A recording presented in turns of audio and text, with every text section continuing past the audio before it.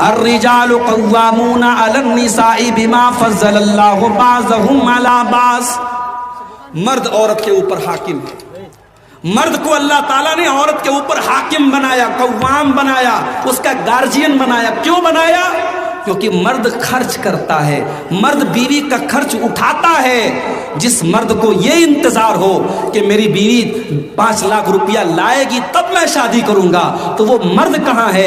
اس کو تو چوڑی پہن لینا چاہیے، کیونکہ قرآن کہہ رہا ہے کہ مرد تو وہ ہے جو اپنی بیوی کا خرچہ اٹھائے، جو اپنی بیوی کو کھلائے اور پلائے. اور اسی لیے اللہ نے مرد کو عورت کے اوپر حاکم بنایا ہے. اللہ نے مرد کو عورت سے زیادہ طاقتور بنایا ہے.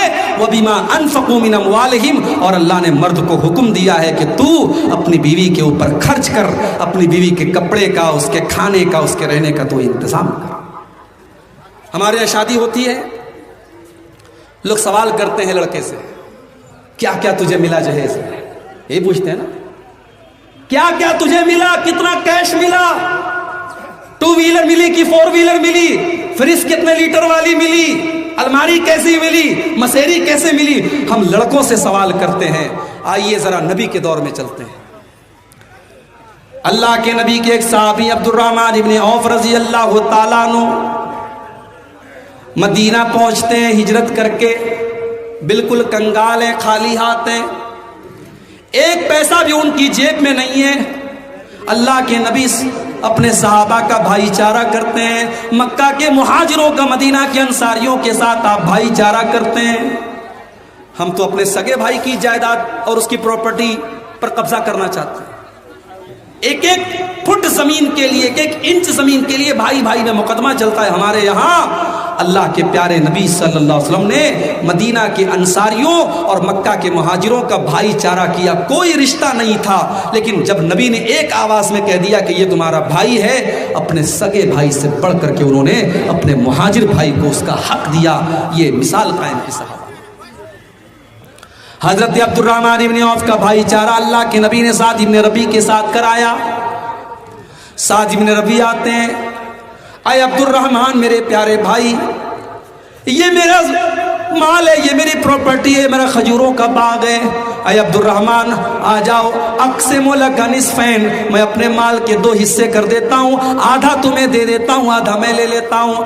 اے عبد الرحمن تم اس شہر میں نئے آئے ہو، تمہاری شادی ہونا بھی مشکل ہے، تمہیں رشتہ ملنا بھی مشکل ہے، تمہارے پاس روپیہ پیسہ کا انتظام نہیں ہے. اے عبد الرحمن میری 4 بیویاں ہیں، تم کسی بیوی کو دیکھ لو، اگر وہ تمہیں پسند آ جائے میں طلاق دے دیتا ہوں. عدت گزارنے کے بعد میری بیوی تم سے نکاح کر لے گی، تمہارا گھر بھی بس جائے گا. میں گھر بھی دے دیتا ہوں، زمین جائیداد بھی دے دیتا ہوں، پراپرٹی بھی دے دیتا ہوں، اور میں تمہاری شادی کا انتظام بھی کر دیتا ہوں.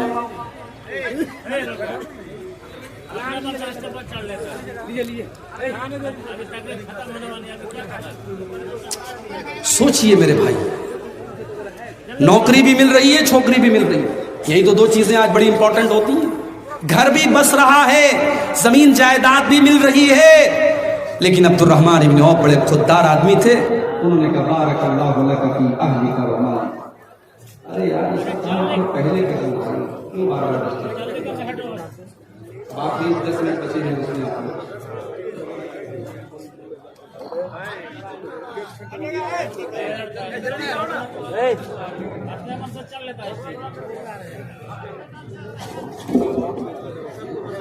ہٹو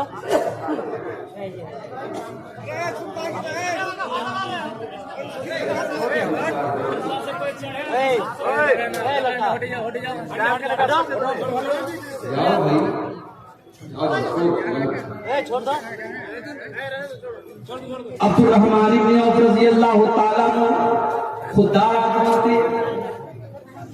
ہم اور آپ ہوتے تو فری میں مل رہا ہے، جو فری میں ملتا ہے اس کو کون چھوڑتا ہے. عبد الرحمن ابن عوف کہتے کہ میرے بھائی اللہ تیرے مال میں برکت دے، تیرے پریوار میں برکت دے. مجھے تیری بیوی سے شادی نہیں کرنا، مجھے تیرا گھر مکان نہیں چاہیے، مجھے تیرا مال نہیں چاہیے. میں خوددار آدمی ہوں، میں بزنس مین آدمی ہوں، مجھے تم بزنس کرنے کا راستہ بتاؤ، مجھے بازار کا راستہ بتاؤ، مارکیٹ کا پتہ بتاؤ. مارکیٹ کا پتہ بتایا گیا. عبد الرحمن بن عوف رضی اللہ تعالیٰ عنہ نے پنیر کا اور گھی کا کاروبار. اور کچھ ہی دنوں میں اللہ نے اتنی برکت دی کہ عبدالرحمن بن عوف نے بہت پیسہ کمایا اور شادی بھی کر لی. ایک دن اللہ کے نبی سے ملاقات ہوئی. اللہ کے نبی صلی اللہ علیہ وسلم نے دیکھا ان کے کپڑے پر زردی لگی ہے. اس زمانے میں عورتیں خوشبو لگاتی تھی شادی کے موقع پر جو زرد رنگ کی ہوتی تھی. اللہ کے نبی سمجھ گئے کہ عبدالرحمن نے شادی کی ہے. اچھا شادی کر لی, نبی کو انوائٹ کیا. ہمارے یہاں اگر آپ شادی کر لیں اور مولوی صاحب کو, مسجد کے امام صاحب کو نہ بلائیں تو امام صاحب آپ کے خلاف جمعہ پڑھا دیں گے. یہ ہم کو بلائے گا شادی کر لی. اللہ کے نبی کو پتا بھی نہیں چلا. آپ نے پوچھا کہ شادی کی ہو کیا؟ ہاں اللہ کے نبی نے. نبی نے اگلا سوال کیا کم سکتا. غور کرو, اللہ کے نبی نے یہ نہیں پوچھا کہ عبدالرحمن تم کو جہیز میں کیا کیا ملا. آپ نے پوچھا کم سکتا تم نے اپنی بیوی کو مہر میں کیا دیا, مہر میں تم نے کیا دیا. کہا اللہ کے نبی زینت نوات من ذهب, میں نے سونے کی کھجور کی گٹھلی کے برابر میں نے سونا اپنی بیوی کو دیا ہے. اللہ کے نبی سمجھ گئے کہ عبدالرحمن نے پیسہ کمایا ہے. آپ نے فرمایا اولم ولو بشاتک, اے عبدالرحمن تم جلدی سے ولیمہ کر کے ہم کو دعوت کھلاؤ. اگر بکری کا ولیمہ کر سکتے ہو تو بکری کا ولیمہ کرو. ہمارے یہاں ولیمہ میں بھی بڑی فضول ترتیب. جو بڑے بڑے کروڑ پتی لوگ ہیں, پورے علاقے کے بڑے بڑے چودھری اور بڑے بڑے پردھان اور بڑے بڑے نیتاؤں کو بلاتے ہیں. ان کے پڑوس میں غریب آدمی ہیں, اس غریب کو وہ نہیں بلاتے ہیں. اور پورے گاؤں کے بڑے بڑے کروڑ پتیوں کو بلاتے ہیں. میرے پیارے بھائیوں, اللہ کے نبی نے اس کو سب سے برا ولیمہ کہا ہے. شر الطعام طعام الولیمہ. اللہ کے نبی فرماتے ہیں سب سے برا کھانا اس ولیمہ کا کھانا ہے جہاں غریبوں کو چھوڑ دیا جائے اور امیروں کو بلایا جائے. اگر آپ کے رشتہ داروں میں, آپ کے خاندان میں, آپ کے اڑوس پڑوس میں اگر غریب لوگ بھی ہیں تو آپ جب ولیمہ کی دعوت کریں تو ان کو کھلائیں اور ایک حساب سے آپ ولیمہ کریں. ضروری نہیں ہے کہ آپ, ابھی میں کشمیر گیا تھا پچھلے سال. کشمیر میں لوگوں نے مجھے بتایا کہ شادی کے موقع پر 17 ٹائپ کے 18 ٹائپ کے وہاں شادی کے موقع پر گوشت 18 طریقے کے الگ الگ. آپ کے تو سیمانچل میں تو گوشت کا مطلب صرف گوشت ہوتا ہے, اس میں مرچا ڈال دیا, مسالہ ڈال دیا, تیل ڈال دیا, ڈھیر سارا جھول ڈال دیا, ہو گیا گوشت ہو گیا. ہمارے یہاں تو قیمہ نہیں ہے, کباب نہیں ہے, کوفتہ نہیں ہے. لیکن کشمیر میں 18 ٹائپ کے گوشت ملتے ہیں. حیدرآباد میں کم سے کم 5 طریقے کی بریانی ہوتی ہے, 10 طریقے کا سالن ہوتا ہے. غریب آدمی بیچارہ وہ اس رسم و رواج کے بندھن میں بندھ جاتا ہے.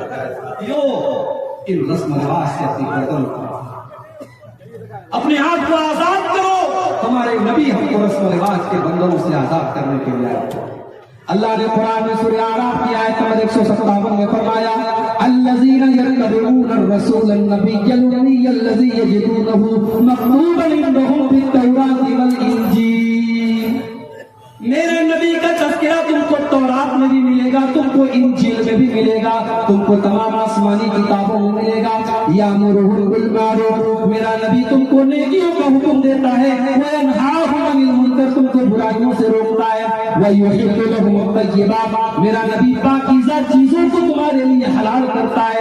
ویحرم علیہم الخبائث, اور ناپاک چیزوں کو تمہارے لیے حرام کرتا ہے. ویضع عنہم اسرہم والاغلال التي كانت علیہم, اور میرا نبی تم کو رسم و رواج کے بندھنوں سے مکت کرتا ہے, آزاد کرتا ہے.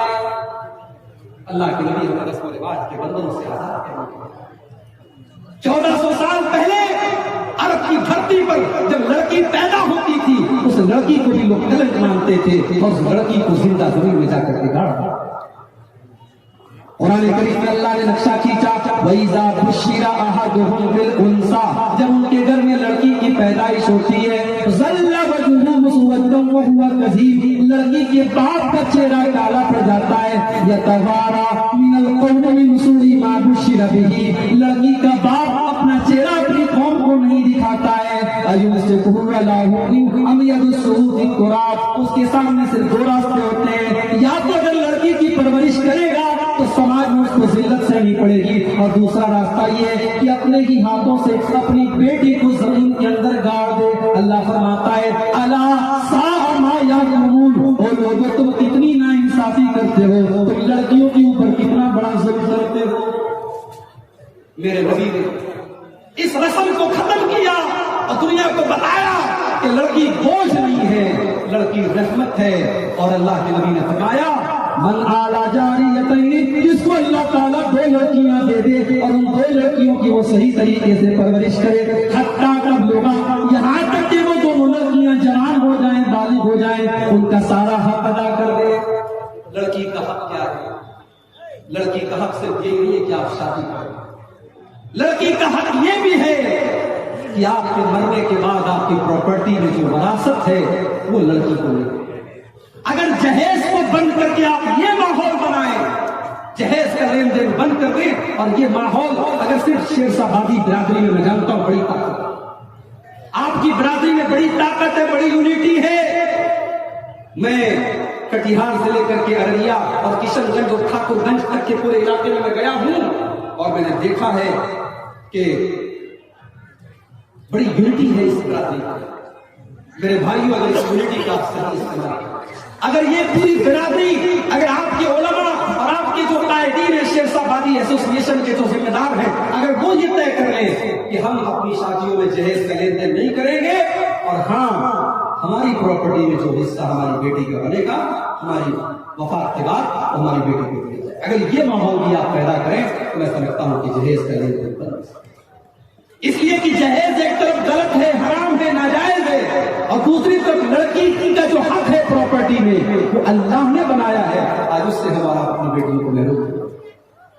للرجال نصیب مما ترک الوالدان والاقربون وللنساء نصیب مما ترک الوالدان والاقربون.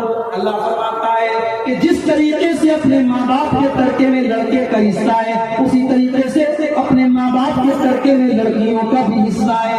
آپ کی بیٹی کا جو حق بنتا ہے میرے پیارے ساتھیوں، وہ حق بھی اپنی بیٹی کو آپ کو دینا ہے. اگر آپ نے نہیں دیا یا اپنے بچوں کو وصیت نہیں کی تو کل قیامت میں ہماری اور آپ کی گردن پکڑی جائے گی. اللہ کے نبی فرماتے ہیں جس نے 2 بیٹیوں کی پرورش کی اور وہ بیٹیاں جوان ہو گئی اور اس کی شادی کر دی اس نے، اللہ کے نبی کہتے جاء یوم القیامت انا وہو کہاتین، قیامت کے دن وہ اس حال میں آئے گا جیسے یہ دونوں انگلیاں ایک دوسرے کے ساتھ سٹی ہوئی ہیں، یہ دونوں انگلیاں ایک دوسرے کے ساتھ جڑی ہوئی ہیں. کل قیامت کے دن 2 لڑکیوں کا باپ جس نے اپنی لڑکیوں کی صحیح پرورش کی تھی وہ کل قیامت میں اس حال